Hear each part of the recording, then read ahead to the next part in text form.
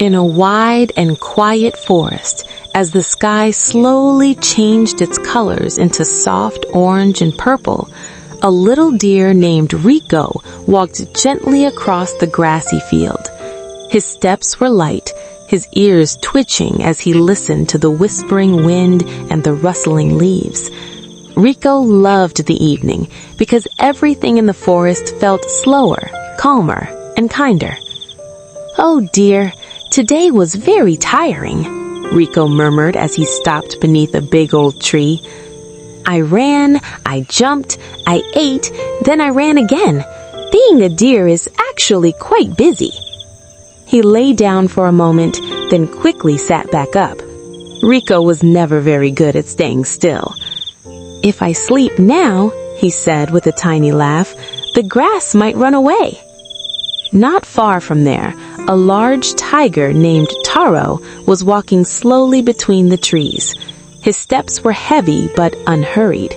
He had just woken up from his afternoon nap, and his stomach was starting to feel empty again. "My stomach is strange," Taro said quietly to himself. "Sleeping makes me hungry. Waking up makes me hungry. Even standing makes me hungry." His belly made a soft sound. "Grok." "Easy," Taro whispered to it. "Be patient." When Taro noticed Rico resting under the tree, he stopped. Rico saw him too, and his eyes widened.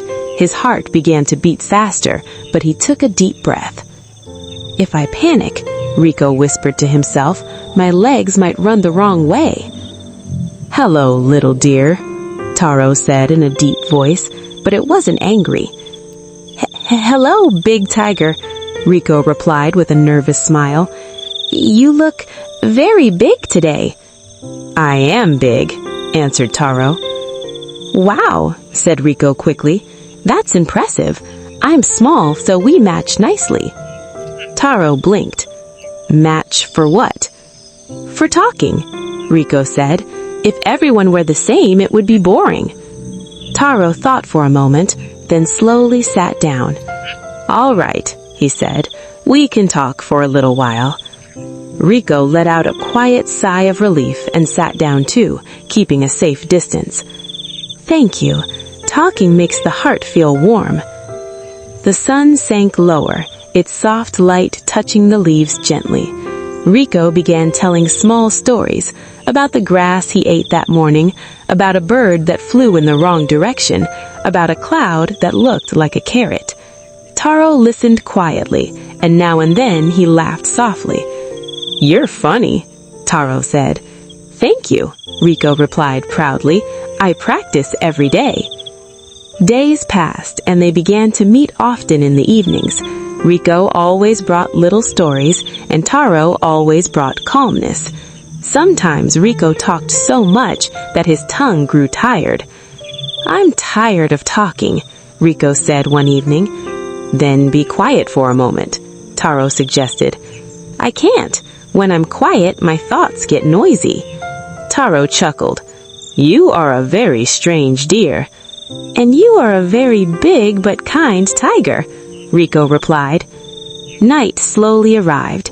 The sky darkened and stars appeared one by one. The cool night air made Rico shiver a little. Taro moved slightly closer without touching him. "If you feel cold, sit near the tree. The wind is gentler there." Rico yawned widely. "I'm getting sleepy." "Then you should sleep," Taro said. "But what if I dream that you chase me?" "Then I will walk very slowly in your dream, so you won't get tired." Rico smiled, his eyes growing heavy. "You're a strange tiger." "And you are a very talkative deer," Taro replied gently. Rico lay down on the warm grass. His breathing became slow and steady, his eyes closing peacefully. Taro stayed for a moment, watching quietly, making sure everything was calm. The forest was silent now, filled only with the soft sounds of crickets and leaves. "Good night, little deer," Taro whispered.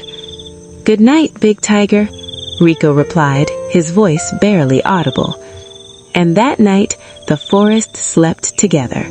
The moon hung quietly in the sky, the wind moved softly, and a small friendship kept the forest peaceful, guiding children everywhere into long, warm, and gentle dreams.